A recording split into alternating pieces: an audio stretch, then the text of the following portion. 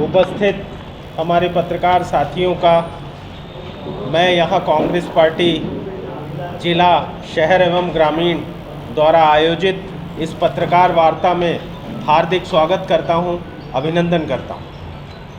साथियों, जैसा कि आपको मालूम है कि विगत रविवार को 28 मई को एक आंधी में महाकाल लोक की भव्य मूर्तियां क्षतिग्रस्त हो गईं। आंधी इतनी ज़्यादा नहीं थी, 30 किलोमीटर प्रति घंटे की रफ्तार से थी। उसको आप किसी तूफान या भीषण त्रासदी का नाम नहीं दे सकते। ये मूर्तियां जिस तरीके से क्षतिग्रस्त हुई, ये भारतीय जनता पार्टी की जो मध्य प्रदेश की सरकार है, शिवराज सिंह जी की सरकार है, उसके द्वारा किए गए एक नए भ्रष्टाचार और घोटाले को इंगित करती है। भारतीय जनता पार्टी जब कोई भी कार्य करती है तो वो अगर उसमें आर्थिक भ्रष्टाचार ना करे, ये हो ही नहीं सकता। उनसे ईश्वर भी छूटे नहीं हैं, भगवान को भी वो इस बात के लिए छोड़ते नहीं हैं। भ्रष्टाचार के मामले में और झूठ बोलने के मामले में जब हमारे मुख्यमंत्री ने इसका लोकार्पण कराने के लिए प्रधानमंत्री माननीय नरेंद्र मोदी जी को बुलाया, तो नरेंद्र मोदी जी ने कहा अपने उद्घाटन में कि ये बड़ी मजबूत मूर्तियों का निर्माण हुआ है और बहुत सुंदर निर्माण हुआ। पर उन्होंने उस पूरे उद्घाटन सत्र, लोकार्पण सत्र के दौरान एक भी बार उन्होंने कमलनाथ जी, मध्य प्रदेश के पूर्व मुख्यमंत्री का नाम नहीं लिया। मध्य प्रदेश के पूर्व मुख्यमंत्री कमलनाथ जी, जिन्होंने इस योजना को भव्य रूप प्रदान किया था और इसका कार्यादेश जारी किया।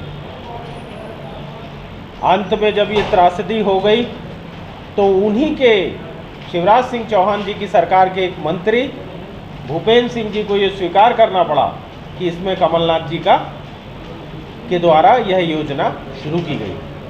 आज आप सभी लोगों के माध्यम से प्रदेश की जनता को इस महाकाल लोक की जो त्रासदी है, इससे परिचित कराने के लिए हम लोगों ने पत्रकार वार्ता आयोजित की है, जिसमें आपके माध्यम से हम अपने प्रदेश की जनता को भारतीय जनता पार्टी का एक नया भ्रष्टाचार और एक नया झूठ सामने लाएंगे। इसके तथ्य मैंने आप लोगों को अपने जो पत्र है उसमें दिया हुआ है, मैं इनको आपके सामने बताना चाहता हूँ। दिनांक 4 सितंबर 2008 को निविदा क्रमांक 52 USCL 1819 तत्कालीन शिवराज सरकार ने योजना बनाई, जिसकी अनुमानित लागत 97 करोड़ 71 लाख रुपए थी। कमलनाथ सरकार के आने के बाद कमलनाथ जी ने इस राशि को अपर्याप्त मानते हुए इसकी राशि को बढ़ाकर 300 करोड़ रुपए स्वीकृत किए। क्या कार्यादेश 7 मार्च 2019 को कांग्रेस सरकार द्वारा जारी किया। आप जैसा जानते हैं कि ये FRP की प्रतिमाएं थी। FRP की प्रतिमाओं को मजबूती देने के लिए अंदर से एक लोहे का ढांचा बनाया जाता है, जो महाकाल लोक की प्रतिमाओं में नहीं बनाया गया।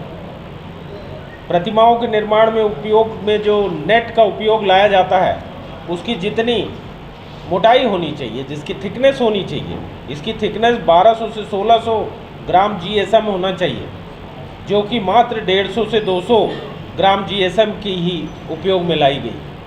हर मामले में चीन की चर्चा करने वाले लोगों ने उसमें चाइनीज़ नेट का इस्तेमाल किया। निविदा की शर्त क्रमांक 2, जो कि पृष्ठ क्रमांक 107 पर अंकित है, में स्पष्ट निर्देश है कि मूर्तियों की गुणवत्ता की जांच हेतु कार्यस्थल पर ही प्रयोगशाला स्थापित करनी होगी, जो कि नहीं की गई।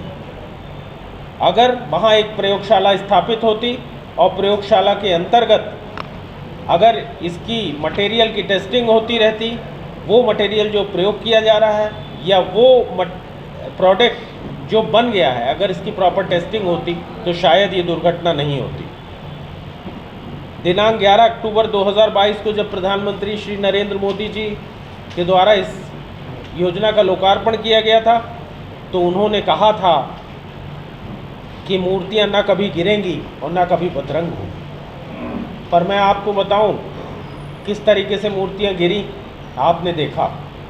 और बदरंग होना तो ऐसा था कि 1 महीने बाद ही उसकी बदरंग शुरू हो गई। जब योजना बनी थी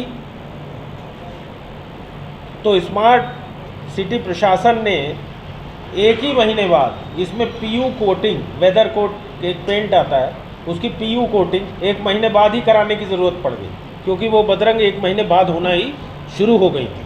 मूर्तियाँ कमज़ोर थीं, इसीलिए इतनी एक हल्की सी हवा में गिर गई।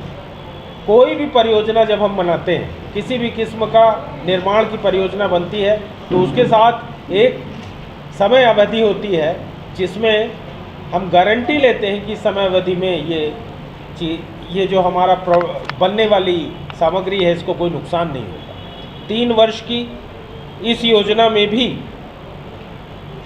3 वर्ष तक का ये गारंटी थी कि इसके पेंट वेंट करने की आपको इसमें से कोई ज़रूरत नहीं पड़ेगी। पर इसके बावजूद आप देख रहे हैं कि किस तरीके से मूर्तियाँ बदरंग हुई और 30 किलोमीटर प्रति घंटा की रफ्तार में वो गिर गई।